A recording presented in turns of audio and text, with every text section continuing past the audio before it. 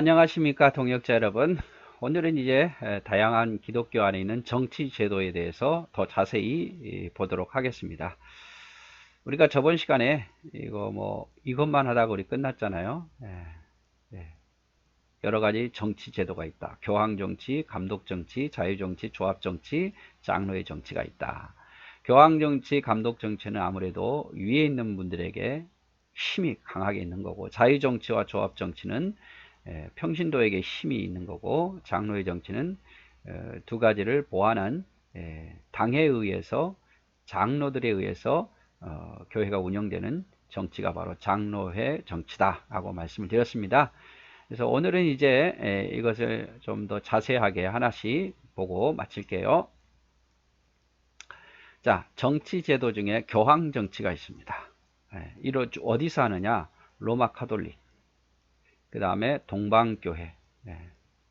우리가 로마가 동서로 나눠졌다 그랬죠. 로마 그 카톨릭이 동서로 나눠졌는데, 그 로마 서방을 중심한 로마 카톨릭과 저기 북유럽과 러시아를 중심으로 한 동방 종교가 똑같습니다. 정치 제도가 바로 교황 정치예요. 교황 정치. 근데 이 교황 정치의 특징이 뭐냐? 평신도의 참정권을 허용하지 않습니다. 즉 개인 성도가 어떤 교회 정치에 참여하는 거, 목소리 내는 거 허용하지 않아요. 그래서 그럼 누구만 할 수 있느냐? 교황만 할 수 있다. 교황이 절대적인 권한을 가지고 있다 이 말이죠. 그래서 평신도 위에 누가 있느냐? 사제가 있죠. 사제. 우리가 흔히 말하는 신부가 있는 거예요.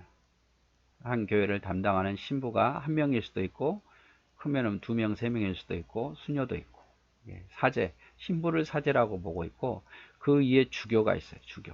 이 주교는 뭐냐면 여러 성당을 또 묶어서 그 일을 다스리는 주교가 있는 거죠. 그래서 예를 들어서 하남이면 하남 주교회, 아니면 서울이면 구 단위별로 주교가 있을 수 있고, 전 자세히 모르겠습니다. 아무튼 천주교가 동에서도 여러 개가 있을 수 있잖아요. 그런데 또 여러 개 그 천주교를 교회를 또 묶어서 주교가 있고, 그 주교 위에 또 대주교가 있어요. 또 주교를 또 묶어 가지고 대주교가 있겠죠. 그리고 제일 상층부에는 교황이 있습니다. 교황. 물론 이 대주교와 또 이런 제가 알기로는 교황 아래에 또 추기경이 있죠. 우리나라에는 추기경이 한 명 밖에 없죠. 우리나라에는. 그래서 추기경 위에 교황이 있고, 추기경단에서 교황을 이제 선출을 합니다만은, 그래서 교황은 주교와 사제를 임명하며, 이 주교와 사제, 대주교를 임명하죠. 그 다음에 사제도 임명하고. 그래서 모든 권한이 누구에게 있느냐? 바로 교황에게 있단 말이에요. 임명하고. 누구를 임명한다는 게 얼마나, 인사권이 있다는 게 얼마나 힘이 있습니까? 그리고 법을 세우고 행정, 사법적인 절대 권한을 가지고 있는 것이 감독 정치의 표본이다. 그래서 교황이 말하면 그게 법이에요. 우리나라도 그랬잖아요. 처음에 천주교가 들어왔을 때 제사제도 인정하지 않았잖아요. 그죠? 근데 어느 날 갑자기 인정합니다. 왜? 교황이 그 제사제도는 조상을 존경하는 거지 우상이 아니다 이렇게 말 한마디 딱 하니까 그 다음부터는 일사천리로 바뀝니다. 완전히 바뀌어버려요. 그게 바로 교황 정치, 교황 말 한마디가 법이에요. 법. 그리고 이제 교황이 그리스도의 대리자로서 유일한 사도성을 주장하며 예수님의 대리자다 이 말이에요. 교황만이 예수 그리스도의 뒤를 이은 후손이단 말이에요. 예수님께서 베드로에게 열쇠를 줬다고 말했잖아요. 근데 그 열쇠가 계속해서 교황들에게 이어진다 이 말이죠. 교회의 권세와 진리의 분별, 그리고 교회의 주권을 교황에게 두는 정치 체제이다. 예수 그리스도의 사도의 계승을 베드로가 가졌으며 천국의 열쇠를 받았다고 주장한다. 이것은 교회의 주권, 권세, 진리의 분별권을 교황과 사제들에게만 주었다고 보는 거죠. 그래서 교황이 곧 법입니다. 누구도 성경보다도 더 교황의 말이 더 위에 있어요. 자, 그래서 이게 교황정치고, 교황정치와 비슷하지만 조금 더 교황정치보다 조금 더 약한 권위를 가진 게 바로 감독정치입니다. 감독정치. 감독정치. 감독정치는 감독 1인이 전체 정치로서 감독교회, 그러니까 감독 한 사람이 전체를 다 해요. 그래서 어떤 게 있냐면 감독교회, 감독교회. 우리나라도 있는지 모르겠지만 있겠죠. 근데 잘 들어보지는 못한 것 같아요. 감리교, 감리교는 우리 많죠. 감리교 주로 이제 강원도나 경기 북부 많죠. 처음에 감리교가 이쪽으로 많이 선교에 들어갔으니까. 그 다음에 성공회, 성공회 우리가 앞에서 봤죠. 영국 국교인 성공회, 천주교에 반발하고 기독교의 색깔을 받아낸 성공회, 모라비안 교회, 형제교회, 복음교회, 루터교회, 우리 루터교회도 봤죠. 루터가 중심으로 해서 세워진 교회 등에서 채택한 정치제도로 여러 개의 개교회에 다스리는 권한을 감독이 갖는 정치제도다. 그래서 이 목사가 있고 또 여러 개의 또 교회를 다스리는 감독이 있어요. 그래서 그 감독에 의해서 되어지는 거죠. 뭐 교황까지는 안 가더라도 감독에 의해서 다스려지고, 또 개교에 어느 정도 힘이 있지만 천주교만큼 그렇게 큰 힘의 감독이 있는 건 아니지만 그래도 이 감독의 권한이 큽니다. 그래서 원래는 이렇게 한 교회에 머물지 않고 이쪽으로서 저쪽으로 옮기기도 하고 막 이렇게 하는 권한이 감독 정치죠. 감리교, 우리나라는 대표적 감리교, 또 성공회, 또 루터교회, 복음교회 이런 게 있습니다. 사도성이 사도의 제자들인 속사도의 후계들만으로 사도직의 정통성이 이어진 것처럼 감독만이 교회의 권세와 지휘권이 주어진다고 주장한다. 1인 교황에게 집중은 안 되지만 감독들에게는 집중. 우리나라도 감리교회 감독이 여러 있겠죠. 어떤 교구를 맡았으니까 교구마다 감독이 있을 거고 그 감독들에 의해서 통치가 되어지는데, 그래서 사도가 속사도에게 이어진 것처럼 감독에게만 어떤 교회의 권세와 지휘권이 이어진다 이렇게 보고 있는 거죠. 감독이 성직 임명권과 교회 인사나 재정의 모든 권한을 갖고 있다. 개교회가 목사를 직접 청빙할 수는 없다. 그래서 감독이 모든 임명권과 목사의 임명권과 인사, 재정 다 갖고 있어요. 그래서 한 감독이 여러 교회를 권한을 갖고 있는 거죠. 그래서 개교회가 목사를 직접 청빙할 수는 없다. 이거는 우리 장로교도 마찬가지입니다. 그 다음에 정치제도 중에서 자유정치제도가 있습니다. 자유정치는 감독정치와 정반대의 정치제도로 교회 구성원인 회중 개개인의 자율성을 강조하여 개교회의 위나 노회나 총회의 간섭을 전혀 받지 않는 정치제도이다. 자유정치는 회중교회의 한 형태로 독립교회 등이 택하는 정치제도이다. 하지만 지나치게 신자들의 회합에게만 교회의 권세, 지휘권, 주권을 부여하는 정치제도이기도 하다. 즉 다시 말하면 이런 감독이라든지 교황정치에 싫어하는 거죠. 주권은 교인에게 있다. 그래서 교인에게 있다 그래서 어느 것도 위에 상에 이런 거 지배 안 받고 개교회별로 다 하는 거죠. 개교회별로. 물론 뭐 거기 안에도 지도자가 있고 목사가 있을 수는 있겠지만 그 안에서 다 결정을 하는 거죠. 그 안에서. 성도들의 권한이 굉장히 세요. 하지만 이러다 보니까 뭐 교회가 혼란스러울 때는 해결할 수가 없는 거죠. 누가 뭐 예를 들어서 우리도 뭐 A, B가 서로 피고 원고가 주장이 다르면 재판관이 판결해 주잖아요. 그런데 이런 경우에는 그렇게 재판관이 없다 보니까 교회가 어지러워지면 해결할 방법이 없어요. 자유는 많은 것 같은데 교회가 성장하기 참 힘든 어떤 정치 제도이죠.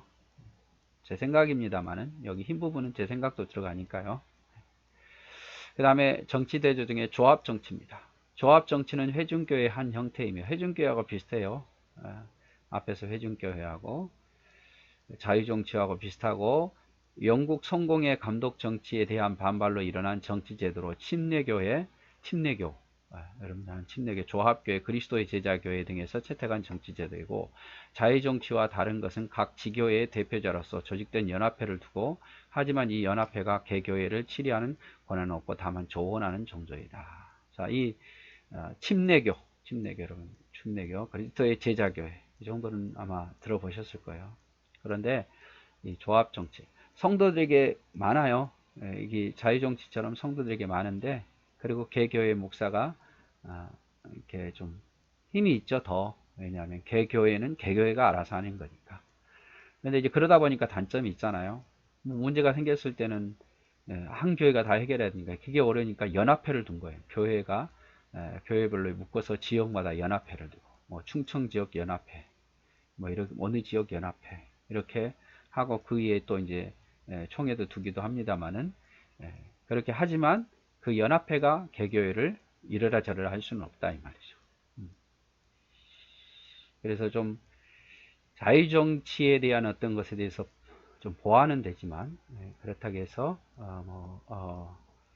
크게 자유정치에서 벗어나지 않는다 이 말이죠.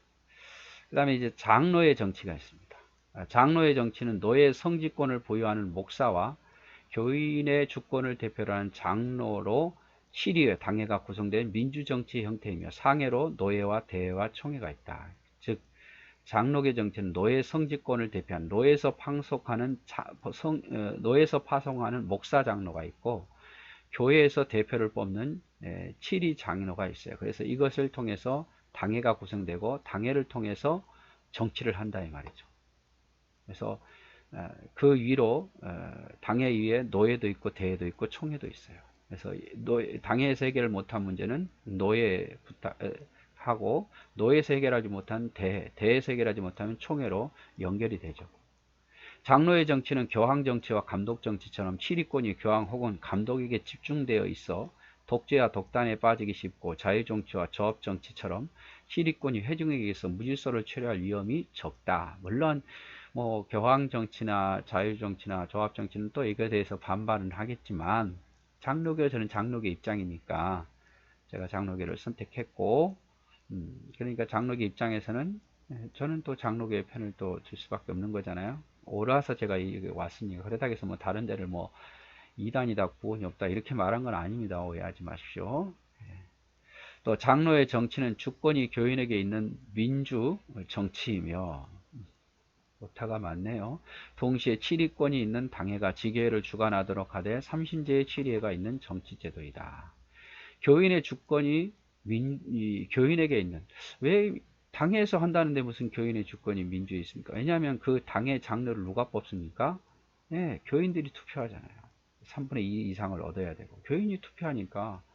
그러면 목사도 청빙을 누가 합니까? 노예에서 보내지만 교인이 투표해서 목사를 청빙해요. 그러니까 주권이 교인에게 있는 거예요. 예산의 마지막 연말 예산 결산하는 것도 공동회의에서 교인들에 의해서 가결한 걸 가지고 재직해서 당에서 활동하는 거죠. 또 중요한 어떤 선거, 또 예결사 문제, 또 어떤 재산 어떤 사고 파는 문제, 이건 다 공동회의에서 하는 거거든요.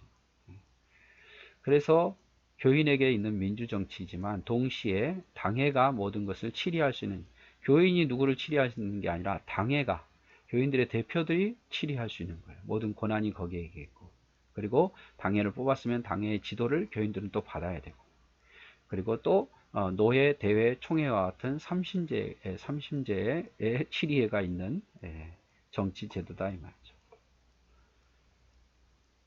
마지막으로 교인의 주권을 교인들이 대표자로 공동에서 선출 위임한 장로와 노예에서 파송하여 교인들이 위임한 목사가 당회를 구성하여 모든 것을 결정한다. 여러분, 목사는 노예에서 파송하는 거예요. 노예에서. 그러니까 목사는 교회 소속이 아니라 노예 소속이고, 치리 장로, 여러분 흔히 말하는 장로는 교회 소속이에요. 교회에서 선출한 거고, 목사는 교회에서 선출한 게 아니라 정당한 학교와 그리고 노예에서 허락해서 노예가 목사가 된 거예요. 이게 다릅니다, 여러분. 그래서 교인들 마음대로 목사님을 이래라 저래라 할 수는 없는 거고, 노회가 목사를 치리할 수 있는 거죠. 억울하면 노회에다 보고하면 노회에서 그걸 판결해보고 그 목사를 치리할 수 있는 거죠. 그래서 장로는 교인의 대표이고 목사는 교회의 대표이다. 왜냐하면 장로는 교인들의 대표고 그 다음에 어느 교회 대표할 때는 장로가 될 수 없고 목사가 되는 거죠. 목사가. 장로의 정치의 근간은 당회이다. 그래서 모든 정치의 힘은 당회가 있고 그래서 장로의 교회는 반드시 당회를 구성해야 된다. 반드시 장로의 교회는 당회를 구성하는 게 원칙이에요. 그리고 장로는 뽑을 때 세례교인 25명당 1인을 선출하고 목사는 가부권이 있고 장로는 동의제청권이 있다. 그러니까 목사는 가부 판결합니다. 땅땅땅 할 수 있는 권한이 목사에게 있단 말이에요. 그리고 이렇게 해주세요 저렇게 해주십시오 라고 동의 제청할 수 있는 것은 목사가 아무리 이렇게 할까요 라고 물어도 동의 제청이 없으면 안 되는 거고 또 동의 제청 장로만 있어도 목사가 묻지 아니하면 이루어질 수가 없는 거죠. 그래서 장로는 25인당 1명이다. 이걸 여러분 기억하시고 작은데도 어떻게 장로를 세워 이거는 다 원래는 안 되는 거예요. 그리고 장로 2명 뽑고 싶다 그러면 세례교회는 25명당 1명이니까 그렇게 하되 큰 교회 그러면 500명 세례교인이면 그러면 20명 뽑으면 그렇게는 안 뽑아요. 그래서 500명 모여도 한 6, 7명 이렇게 뽑고 그렇습니다. 오늘은 여기까지만 할게요. 여러분 고생 많이 하셨습니다. 사랑하고 축복합니다.